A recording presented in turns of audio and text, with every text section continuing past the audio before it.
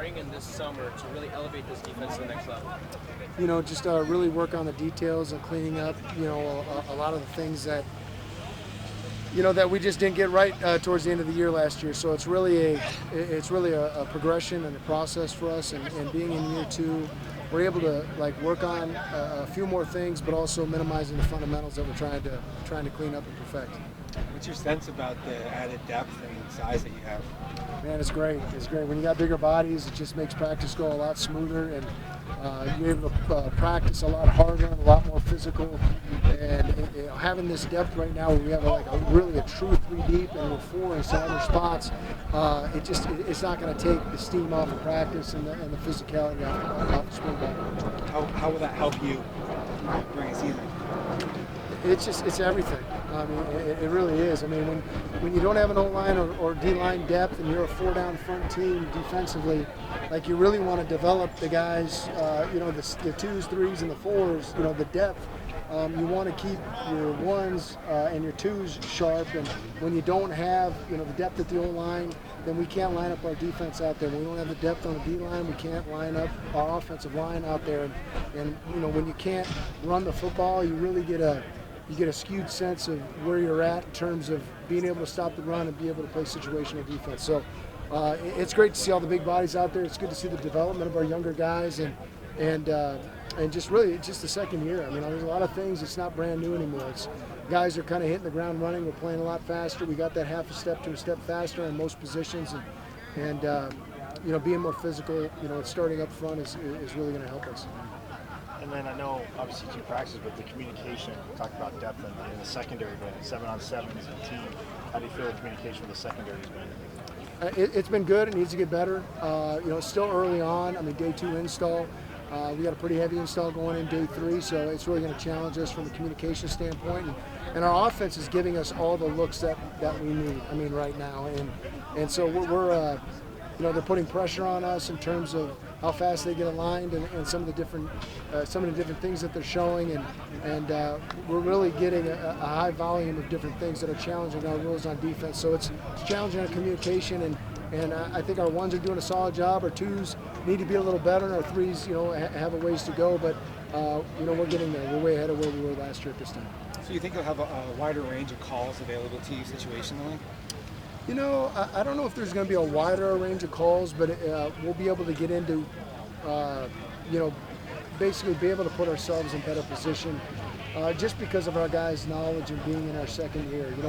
I keep talking about that foundation, that group that knows what we installed, day 1 of spring ball last year, and we just built upon throughout the season. And, having those guys, showing the new guys, the guys that are adding depth and talent at certain positions, it's just, they got a good example right now. I just always say, more is caught than what is taught, and those guys are catching what those guys they're trying to beat out are doing. So we really have good leadership right now in our locker room from a defensive standpoint. We're just really, it's showing up on the field right now. It should give you more confidence in the call that you want to make against a certain opponent, because the guys will be able to execute it. Is that fair? Well, not only that, but I think just even more importantly, some of the looks that we're getting, from our offense and some of the things that they're doing, it's going to challenge us, rather than trying to see those looks, the 3rd week of the season, and we've never seen in spring ball or fall camp.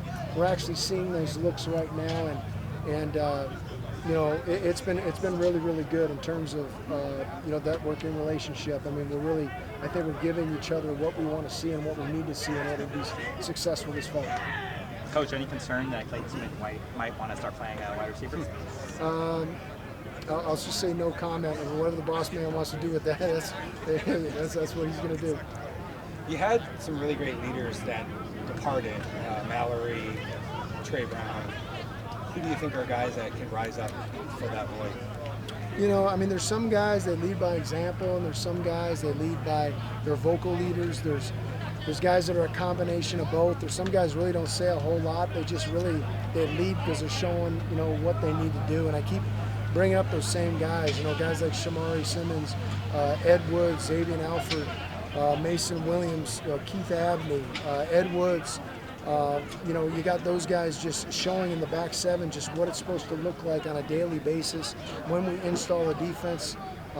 That familiarity shows guys like Miles Rouser and Kamari Wilson and those guys. They show those other guys, Cole Martin, how to do it. Like, this is what this is how we're playing it. This is how we're how the teaching progression, how it's being coached, and so they're leading from that standpoint. Then we got guys up front, like Prince Dorba and Clayton Smith and C.J. Fight and Anthony Cooper, and those guys. They're showing guys like how it's supposed to be done up front, and then guys like Caleb McCullough and Tate Romney and those guys again at linebacker. Hey, here's what we do, and this is how we do it. This is how we communicate it. And I think all those guys.